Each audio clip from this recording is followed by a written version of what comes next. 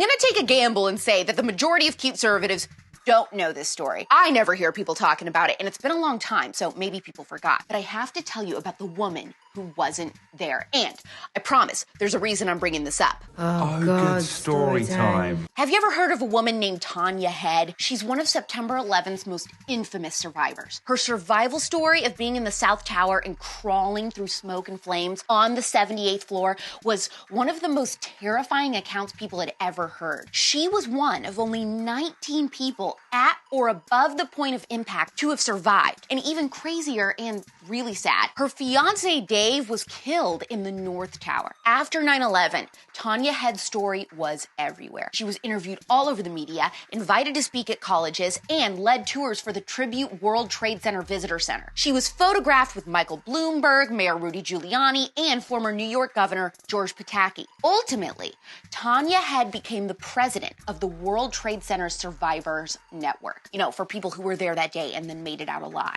I was flying through the air from the impact. I was just flying. Then I remember the warmth from the explosion. I was smelling my own skin burning. We had all been through horrible things, but Tanya's was just head and shoulders above anything else that any of us had gone through. That day, I didn't just lose Dave, I lost myself.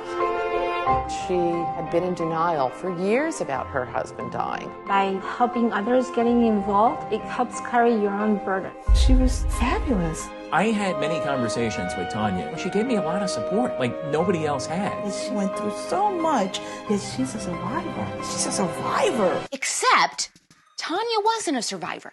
She made the entire thing up. A New York Times reporter was going to do a story on her. She was frantic. My immediate reaction, why are you harassing this woman? She's been through so much. I realized that this wasn't just a piece, this was an investigation. They're asking all these questions, they're fact-checking. The Times keeps calling me, the Times keeps calling. She was no longer even connected to us as friends. She was so caught up in her own mania. I didn't think it was possible. It was a story that pulled you in. I felt mad at myself for even thinking that there was something amiss. Tanya is not who she said she was. I didn't want to hear it. There's nothing that she could ever say that will ever change the pain. This was totally shocking. I want answers. I want to know who she is. I need to find that out. There's a documentary on Amazon Prime called The Woman Who Wasn't There, and I don't know how I never heard about this story, but it's one of the craziest things you will ever try to wrap your mind around.